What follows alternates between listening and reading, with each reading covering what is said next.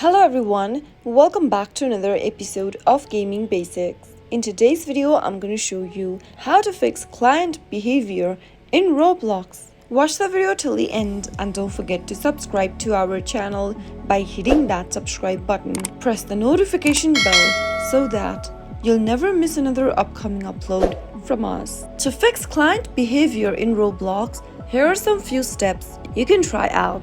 The first thing is to restart your device. Press and hold the power switch and slide the power slider at the top towards the right hand side. Reboot your system, and once you do that, try opening up your Roblox application and see if that fixes the issue. Join into a game to find out. If that still doesn't work, the next thing to do is to simply open up settings on your iPhone. From the settings menu, scroll down and tap on General. Under General, tap on iPhone Storage. From the iPhone storage, go ahead and look for Roblox. Tap on it and tap on Offload App. Tap the Offload App button one more time, and soon after the Reinstall App button pops up, tap on it and reinstall the application again.